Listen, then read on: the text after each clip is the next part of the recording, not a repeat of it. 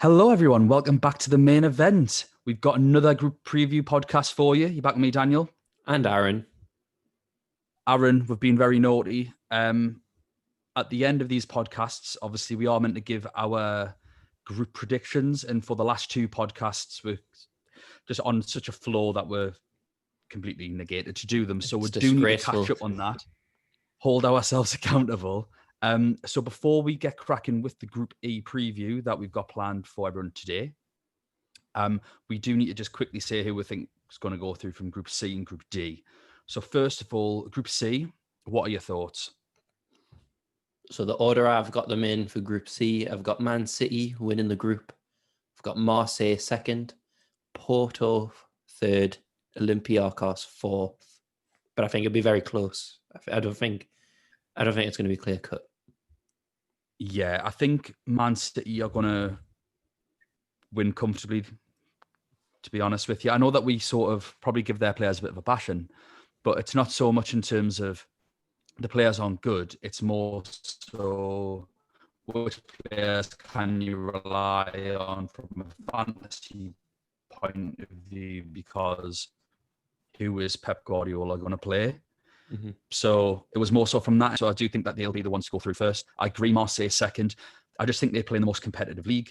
And whereas I think Porto could have given them a really good go at it, I think losing two of their most influential players, certainly the most influential player in Telles, I think that'll make them come unstuck. And yeah, Olympiacos, I think it'll still be close between Marseille, Olympiacos and Porto, but I think it will be in that order, the same as you.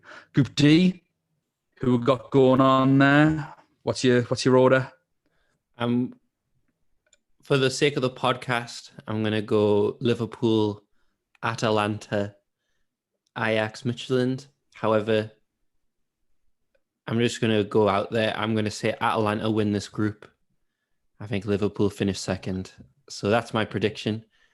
Atalanta, staying true to my fan, these are my team for this year. Yeah. Atalanta win the group. Liverpool second. Ajax third. Midtjylland fourth. I think Atalanta will win the group anyway. No, bring on the hate. I'm going to say the same. I think if there's any team that can exploit Liverpool's defensive frailties, Atalanta have got a gooder chance as anyone. I think Liverpool and Atalanta will go through with a canter, to be honest, from this group. No disrespect to the two teams. But I do just think they're too strong. I think it's going to come down to the head-to-heads between Liverpool and Atalanta, who will finish top. Don't pick defenders for those games, I'd say. But yeah, I'd go for Atalanta, Liverpool. Sorry, I think goal difference will play a big, big part in this. If Atalanta beat Midtjylland 6-0, Liverpool have to they can't afford to rest players. Like what we was talking about in our reaction podcast. I think they've just got to try and go. But when it gets to the knockout, to win the competition, you've got to beat everyone anyway. So I guess it's just about getting through. And then in the knockouts, it's anyone's game. But yeah, I think Atalanta are more likely to be ruthless than Liverpool, who are more likely to be conservative because they're battling on both fronts. So cool. So we're in agreement yet again. This is why we need other people here to disagree with us. Even though I think we've given I think that's quite a controversial opinion anyway. That's not like our dullard selves. To think that Atalanta would finish above them. Neither defenses are particularly great. But we do obviously have another week's worth of data to come up. But that's us all cleared off from last week after we totally forgot from the last couple of podcasts. So on to Group E. What a group. This was one of my favorite to actually look at, just because it's a group full of potential. There are some players in this group that really stand out as choices that I think could make a massive difference to some people's teams. And obviously we joked on the live reaction that it was a bit of a Europa League group. Maybe a little bit disrespectful on Sevilla more than Chelsea, to be honest, because they've started the season fantastically well.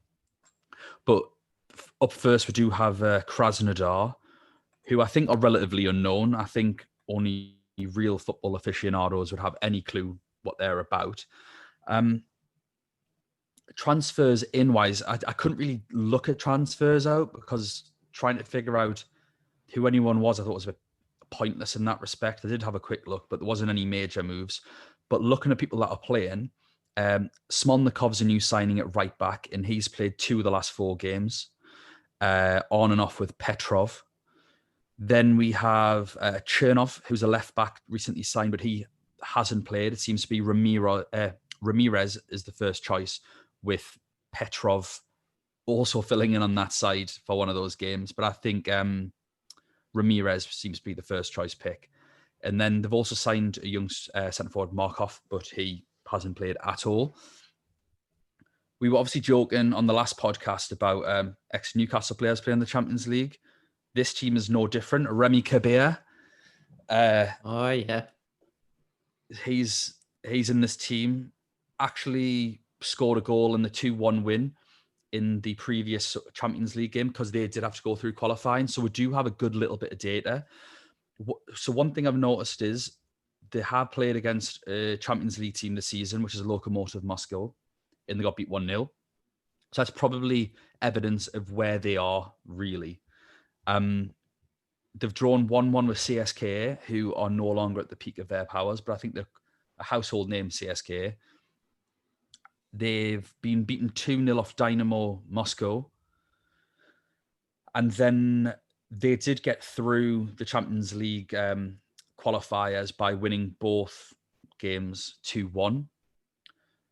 Looking at their players, they don't have too much of a talisman. Cabela's got 2 goals in 4 games. He did score in both of the Champions League games, though, if you want to roll with that. Petrov got a goal from left back, even though he's used to playing right back, but I still wouldn't maybe go that way. Petrov did play in both of the Champions League games, though. However, Smolinov played in the league games, so that might give us an indication that Smolinov's for the league, Petrov's maybe for the bigger fixtures. Smolnikov in that case might be a bit of a trap at 4 million, but if we get an indication that he is going to be the right back at 4 million, he's the perfect sort of player to just come in and allow us to put our money elsewhere, because we are looking for 4 million defenders. However, in this group, there is a much better £4 million option, in my opinion. Mm-hmm.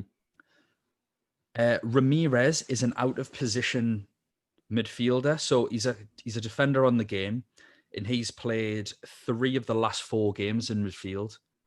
At 4.5 million, that might work quite nicely, because Krasnodar are going to be a team that are going to try and get ball recovery points, essentially. Having him played a bit further up the pitch might give him a chance, but at the same time, he's not done anything to suggest he is going to get attacking returns, just for people to be aware of. Kabir is 6 million. And then they've got Klaassen at 6.5, who looks to be their penalty taker. Slim pickings, though, if I'm being honest, from Krasnodar. Like I say, if you want to risk Smolnikov for 4, Ramirez out of position at 4.5, Kabir at 6 is probably the most outstanding choice in terms of a points return. And Klaassen at 6.5 is a bit of a punt for penalties. But it's a big question. How many penalties are they going to get? It's a bit like Mitrovic in the league. People getting him because he takes penalties in the Premier League. But how many penalties do we expect Fulham to get? Probably 1 at the weekend, now that I've said that. But it's not all about penalty takers. Also, European leagues are well ahead of us in terms of certain rules. With regards to penalties, we've always been behind. So when those rules got introduced across Europe, penalties spiked like they did in our league. But since they've massively dropped, as players have learned, and referees have sort of gotten used to the rules as well. So I think targeting penalty takers isn't maybe as effective in the Champions League as what it would be in the league. Also, there's a 38-game spread in the league. So, you leave someone set and forget as a penalty taker, the chances of winning a penalty, as a ratio might be the same, but because there's more games, you've got a much better chance of hitting. Maybe a bit of luck going on in the Champions League, or obviously it's going to favour the attacking teams. So for penalty takers, there's probably much better options out there. Definitely. Did you see much on them? Did you see much on Krasnodar? Not really. I thought that it was quite interesting, the fact that, again, the Russian league has played so many more games than everyone else. So the data is, you have a lot more of it. And I think something that was interesting with Krasnodar is that they have won 3-0 away from home. Well, basically every single time they've been away from home, I think they've scored. Sorry, that's absolute nonsense. Anyway, that's what we've promised the people, Aaron. We've promised them complete nonsense. So thanks for the table. No, I read my thing wrong. They have played a lot of away games though, so they're used to traveling. So I've noticed that the 10th in the league after 10 games, they've won 4, drawn 3, and lost 3. That isn't the kind of form that says, please purchase me as a Champions League fantasy asset, when especially, people may look at Lokomotiv as one of, as a team that they don't want to buy into because they might be considered as whipping boys, which I don't think is true. I don't think they will be. But if they're beating these 1-0 and are above them in the league, I think it gives an idea really of the standard that we should expect from Krasnodar, that I don't think these are going to be, maybe a Midtjylland where, they'll probably get beat. But, I think maybe they'll be able to set up like a low block. I just can't see these doing particularly well. Like I say, this is more your budget, get your 2 points from your cheap assets and get out, in my opinion. Yeah, I think their performances are massively skewed because they won 7-2 in one of the games. Yeah. So, and I think because looking at the table, they're the second highest goal scorers. So people might be like, oh yeah, it's an attacking team. But I mean, they've not scored in 3 games so far, and 3 of the other games they've only scored 1. So it's hard to, it's a massive skew in the data. I don't think they're as reliable as a team. I don't even know how many people are going to be going for Krasnodar, to be fair. So it'd be interesting.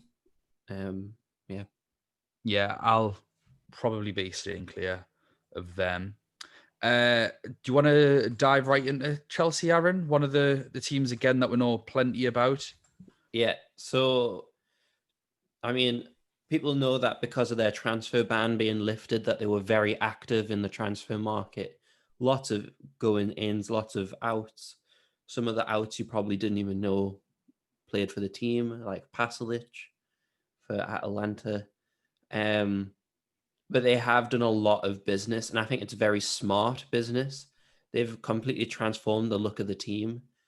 And as a result, the game has not been very nice. And instead of kind of being like other teams and said, right, we're going to price them all a bit equally, like just below the premium options so that you've got to choose, they've just priced everybody at a premium and you've got to just hope for the best. And I think it's quite harsh. You've got Werner, who has been played on the wing the whole time, 10.5 million forward. I don't know if you want to be spending that much on a forward to then have him playing as a winger. Obviously, that depends on if Pulisic ends up coming back playing both the Premier League and the Champions League. I don't think he will, especially this first game of Sevilla. I don't think he'll be rushed back for that game. So I wouldn't play Pulisic yet. Havertz, he scored a hat-trick, but that was in the cup, lower league opposition. Yeah, I wouldn't. I think some of the German fans might go onto him. But I would just kind of wait and see for Chelsea. I wouldn't have them in in your first few. I think the only interesting options, one is N'Golo Kante and Kovacic, because they're 5.5 cheaper midfielder options, and they'll rack up ball recovery points. Yeah. Obviously, their chances of picking up a yellow card increase with that, but them two are quite reliable in recovering the ball and trying to break up play. And so it's something that if you were looking for a safe option, a safe floor, they're two players. Jorginho is 6 million and he's been taking the penalties recently.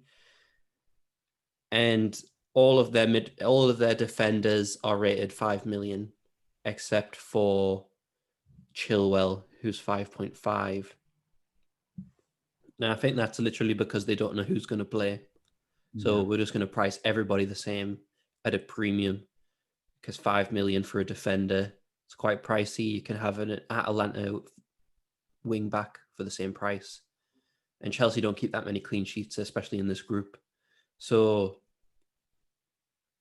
they're a hard team, but I wouldn't, me personally, I wouldn't fill up my team on Chelsea just yet until the players who have returned back from injury, like Ziyech and Pulisic, are actually settled into the team and they've found their starting 11.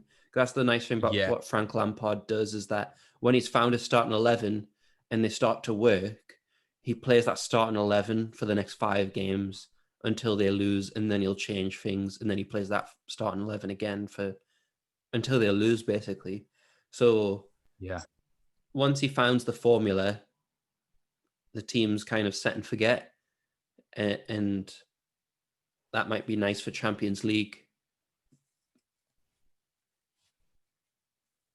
Yeah, I think for me, looking at them, Werner's a no. Just at 10.5 million, I'd rather pay the extra 0.5 to go to Haaland. I don't want Chelsea players for the first game against Sevilla anyway, because I think they're the toughest team in the group. And I think as talented as Chelsea's players are, a team that haven't quite gelled yet. I appreciate the give Crystal Palace a good hiding 4-0, which is terrific, thanks to a second half performance and a couple of penalties. And the penalties were deserved. It's not like they were contentious in any way.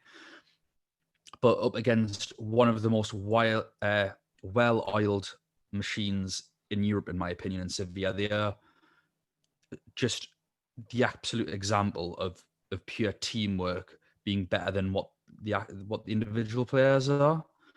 So I don't really fancy any of them. Chilwell's rightfully priced at 5.5 million. If he was any less, I'd be really tempted. I got Chilwell in on my FPL team before the Crystal Palace haul. I got him in on my wild card because I had a wild card early because I had a terrible start. So I'll always speak highly of him. Thanks for my 18 points, Ben. Tomori and Rudiger are both priced at 4.5. Because Chelsea's defense is so poor, I think Frank does like to rotate in that department more than anywhere else. If he feels like the defenders haven't been great, then I think Tomori in particular, more than Rudiger's, in with a shout, because Tomori's made a couple of appearances since and played really well. Jorginho stand out at 6 million. And I think over the winter, maybe not for especially not for the Sevilla game, but later on, I think Giroud at 7.5. I think he might, maybe even Rennes, especially with him having experience in the French league, because I think Tammy and Werner are going to be his go-to Premier League. I don't think he's going to start the first game. And obviously with the sort of the state of English football during the winter, and especially over Christmas, and then it's just so many games, then you come into that Champions League period afterwards as well. I think we might see Frank be most comfortable rotating. I think as far as depth of squad go, Chelsea are really, really strong in that department. Like, I think if you look at Zuma, Tomori, Rudiger, there's not that much in it. I think you probably could rank them, but there's not a massive drop-off. So, and again, like if you look at like Giroud and Tammy, they can both do a job. If you look at that, the midfielders, Mount, Pulisic, who I do think is the best of the lot, Havertz, because he hasn't quite gelled yet. Ziyech, like, is the drop off massive between these players? So I think Frank can just swap them in and out based on form and fitness comfortably without there being a massive drop. And that's a benefit in a sense where we might get lucky on a cheap player. But I think it'll also come to bite when the arse when that player doesn't play. But like I say, against Sevilla, it's not a fixture I'm interested in. There's so many good fixtures in game week 1. I don't have any interest in going to Chelsea. I don't have much interest in the English teams, to be honest. I don't know how many players I've got from English teams.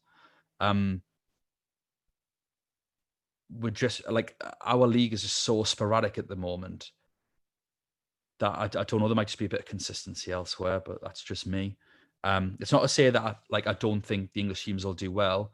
Like I say, I think we'll get on to it later, but I think 3 of the 4 will qualify. So not to say that we're bad. And Liverpool and Man City have the potential to go all the way. Of course they do. It's just, this is a different type of game. This isn't just, who's going to win, who's a good player. It's obviously a specific game that we're looking to take advantage of. Sevilla, we're on to now, and these are really interesting. And I think there's a bit of a gem in here. So really quickly, just with regards to Sevilla, they've only played 3 games in La Liga so far anyway. So La Liga and Serie A has been really difficult to get a hold on with their results. They've also not had like League Cup games like the English League has. So the pool of information's really, really small. They've gratefully played Bayern Munich in the Super Cup, so we do have that information. But transfers out, the big ones, Ever Banega, Football Manager legend, and then Regulion, no idea how to pronounce his name still, has obviously signed at left back for Tottenham now. And they were 2 massive parts of their team. The latter, obviously, it was actually a Real Madrid player on loan, but Banega has been there for so long that there was a little bit of a worry of how they're going to do without him, because he plays both parts in that central midfield where he is an aggressive, tenacious, ball-winning midfielder, and he's absolute mustard on the ball as well. He'll just pop the ball around for fun. It was always him dictating the tempo. Now, I think they've done unbelievably well getting Rakitic in the team, because although he isn't quite as tenacious, as far as controlling a game goes, the guy is elite level. And I think often underrated, but he is an elite level footballer. I appreciate he's getting on, which is obviously why Barcelona have let him go. They needed to revamp because they had so many aging players. But I think he actually suits this because Banega wasn't young himself. Mm-hmm. And I think the work rate of the rest of the team are going to help Rakitic anyway. They have brought in a few players. Acuna at left back, who hasn't been playing. We've then got a player that I think is called Bono, is in like U2's lead singer Bono, but on the game is Bonu. Like, it's spelled completely differently. So we'll just call him B. So we've got B in goal. He's played every game and he's just signed. We've got Oscar Rodriguez as a new attacking midfielder that's came to the club, hasn't played yet. Idrissi, left winger, who hasn't played yet, or at least not started. And obviously, like we've just mentioned, Rakitic, who's came in. They've got one injury at the back in Rekic, so he's not been playing. He's been out since October the 3rd, and there is no return date on him yet. So just to be aware. But what I've noticed is they are fairly consistent. Navas has played all 4 games at right back, and he has 2 assists at right back. So Navas is 5.5 million. Obviously, I think a lot of people know about him from his time previously in La Liga, amid that sandwich where he was in Man City as well. So I think we're all aware of Navas and his capabilities. At 5.5 million, he's a massive differential. I can't see Sevilla conceding too many goals in this group at all. And he's capable of an assist. I think where maybe he falls short a bit is I don't think he's quite got the potential to get a goal, whereas some of the other premium defenders do. I think he's more of an assist machine, but I think defensively, Sevilla look as likely as anyone to keep a clean sheet. Just because virtue of the group that they've got. Again, Chelsea might be a bit of a struggle, but I think with the other two teams, it's more than possible. They've jumped around for the left backs between Acuna and Escudero, so I wouldn't go there. Rakitic has been a mainstay. He's scored a goal. And then they have moved everyone around a little bit. So Luke de Jong is their main striker, and he's in good form. He's got a couple of goals in the last 3 games. Meunier, Suso, they sort of seem to be jumping around. Ocampos plays everywhere, but he's the penalty taker. So if you are looking for a penalty taker, Ocampos at 8.5 million. Luke de Jong is an 8 million striker. I think might be a little bit too much when Gomez at Atlanta's around that price as well. But for me, the main person here who has played 3 of the last 4 games, but most importantly, played in a 1-1 draw with Barcelona and played in a 1-1 draw with Bayern, so proves that this player is trusted, is a £4 million defender called Koundé. So this looks to be that one sort of jackpot player that is a starting player in a team likely to keep clean sheets for €4 million. For me, is an absolute must. Because even if he does get 2 points, then who cares? He's 4 million. But I'm confident that he will play. So I think for me, that's the one you want to go for. The goalkeeper's, like I said earlier, 5 million. So I'd rather save that million because I don't really want to double up. Same with the Navas situation. I'm not too keen on doubling up on Sevilla at the minute, especially when their hardest game in the group is Chelsea. So, maybe if they, keep Chelsea out, then I can look to maybe make that one of my transfers, especially with how cheap the goalkeeper is. And that there might be a little tactic in there with getting him as my first choice keeper because of something else we'll talk about when we speak about Barcelona, just for like a spread of funds. But yeah, that's what I've seen from Sevilla. Really good start of the league. The 6th because they've played 3 games like everyone else, but they have won 2 games and they've drawn one. The draw was against Barcelona. And like I say, they drew a Bayern Munich in the Super Cup and eventually losing in extra time. But for the benefit of this podcast, a Champions League group game is 90 minutes. So I thought that was fair. No, Sevilla, other than losing to Bayern Munich in the Cup, I think they had went a really long time without losing. And they haven't, they've only played 3 games, but they look right back. They lost to Bayern Munich in extra time. So they technically, on a 90 minutes, drew with Bayern Munich. So they are a team not to be taken lightly. And I'm definitely going to be looking at Sevilla to see who I can try and get onto my team. 100%. Group favourites, in my opinion, maybe like on paper. Obviously, I think people will look at Chelsea's team and go, wow, very jealous. But they're still at that stage where they're gelling. Frank doesn't know his best team, best system, positions. And I just think that's what's going to hurt them against a well-oiled machine like Sevilla.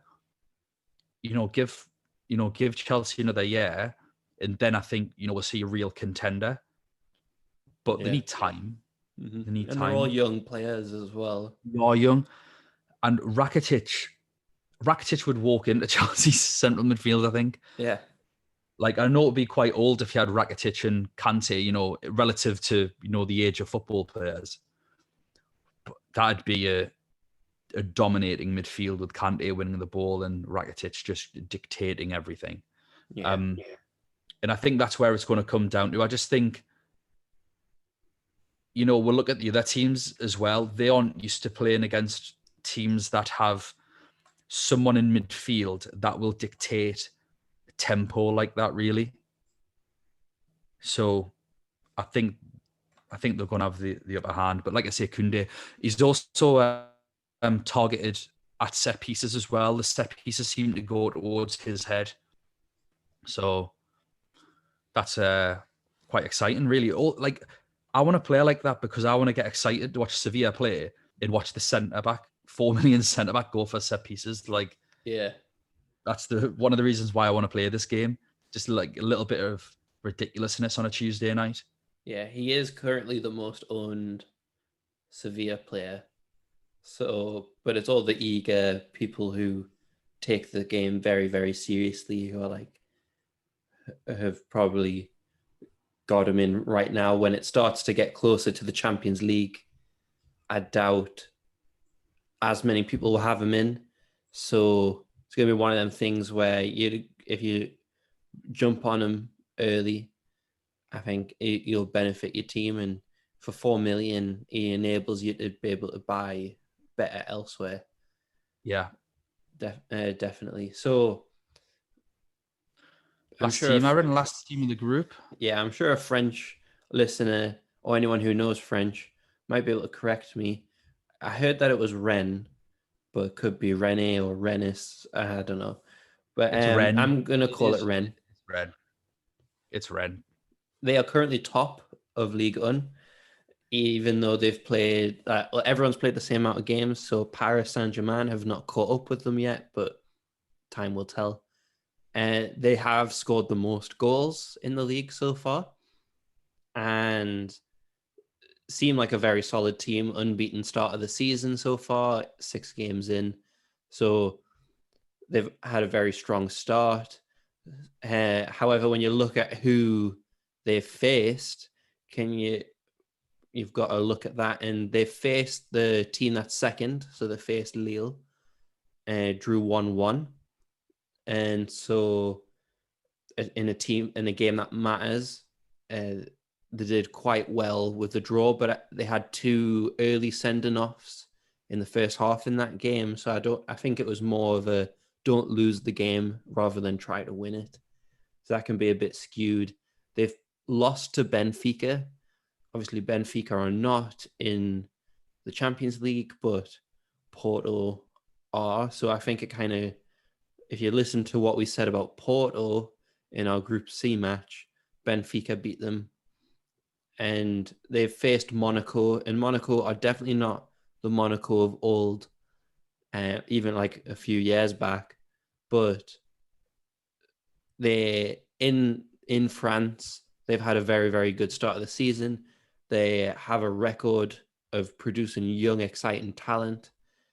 But as a result, in terms of players to suggest to you, they've shared around the goals so much that I wouldn't be able to pinpoint like a player the way that we identified with Sevilla. I think that, I don't know with Rennes about price points as well. Like, I think when looking at their team, it's kind of, I don't know if the game knows too much about Rennes either, but because their most expensive player, 7 million, I believe. And so they don't really know about Rennes either. So, but they're a team that, if you put them against Krasnodar, could get you points. And I mean, they play Krasnodar first, so I guess I should probably suggest someone to you. I've got a couple of players if you haven't. No, so you've got 2 seconds. I'm just trying to. Have you found that some of the names are like different on Google compared to what the game has? Yeah, and then even on other sites that I've been looking at, there's very different spellings for multiple names. It's really, really frustrating. Well, we had the Atlanta gate, haven't we? With J. Luis being Palomino. This is his middle name. Yeah, whatever that is. Their main striker that has played every game at least, Huno, Adrian Huno, 7 million. He's their main striker. And there's a player that I'm trying to find on here, but I think he has a different name. Oh, they've got Rugani from Juventus.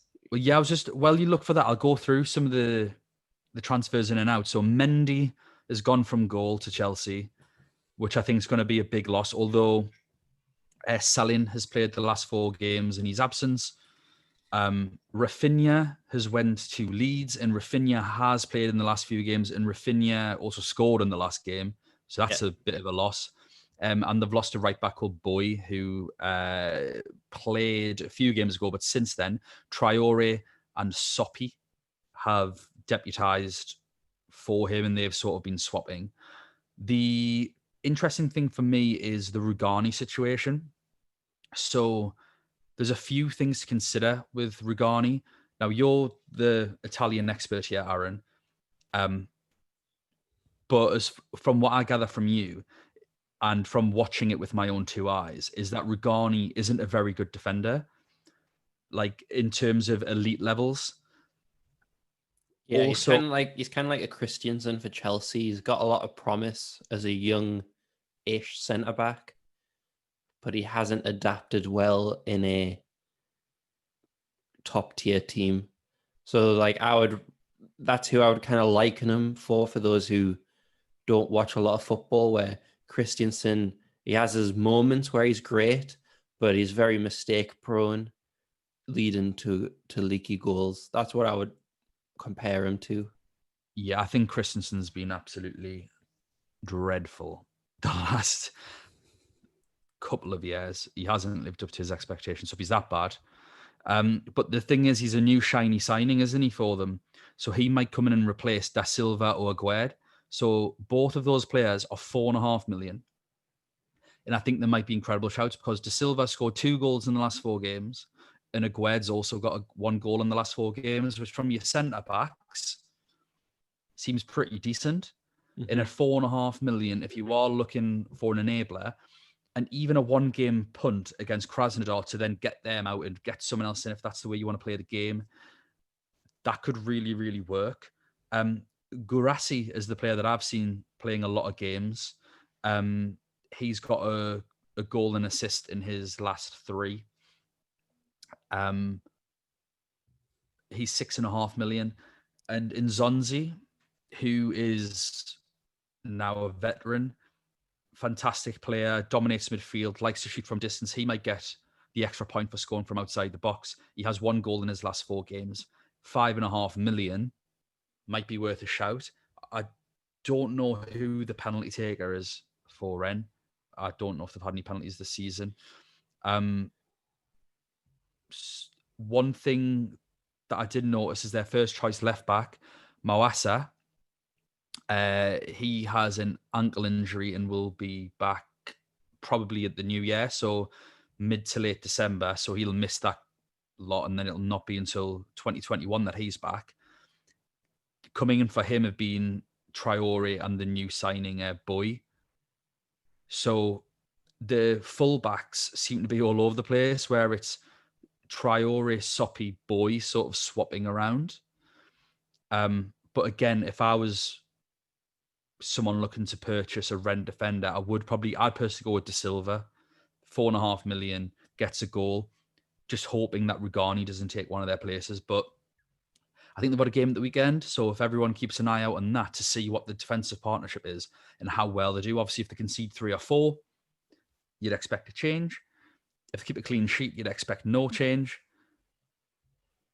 So yeah, it's a bit of a difficult one for Rennes. They're going through a period of transition, especially losing Mendy and Rafinha. I think Rafinha is going to be a massive loss for them. 100%. And I think one of the players who I recognised as well is Niang. He played for Watford, I believe. Yeah, he played for AC Milan. He was a youngster at AC Milan.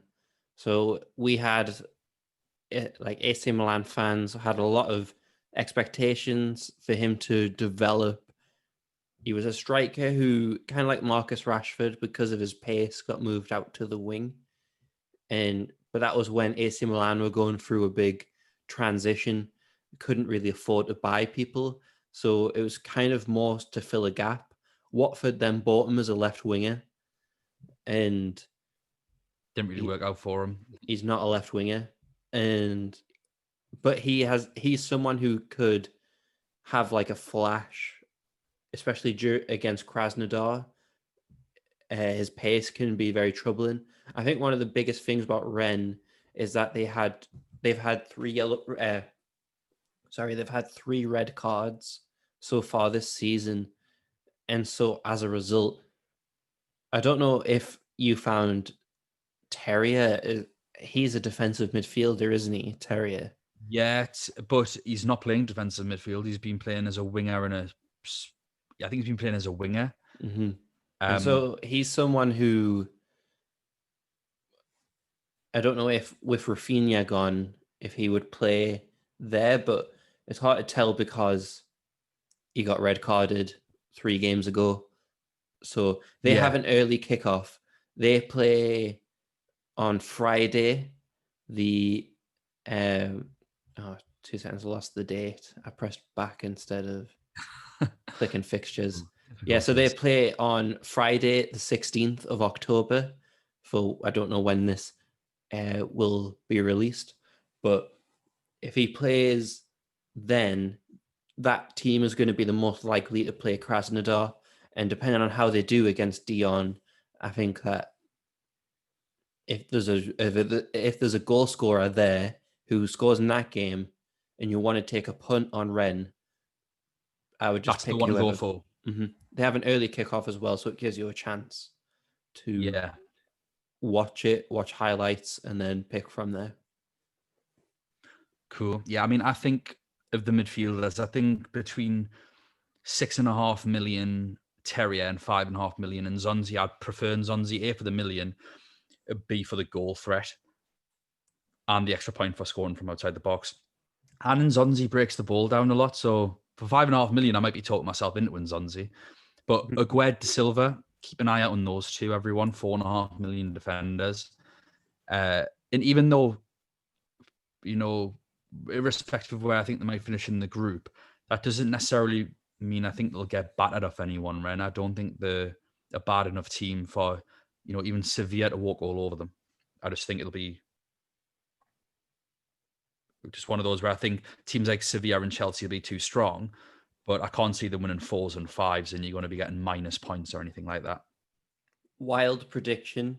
I don't know how wild it is, actually. So just a prediction. You built it up now, Aaron. Krasnodar will go through. No, I think there'll be a player who plays in Rennes who'll be bought by a big team in January from these Champions League games. And that we're just kind of waiting to see. Camavinga.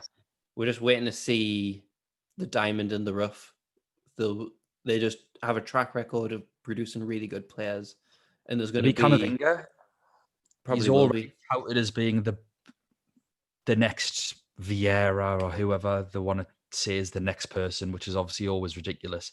Yeah. But Camavinga's the one that is got a massive price tag on him already and is proving to be a really, really good player. I don't know how much of a fantasy asset he'll be.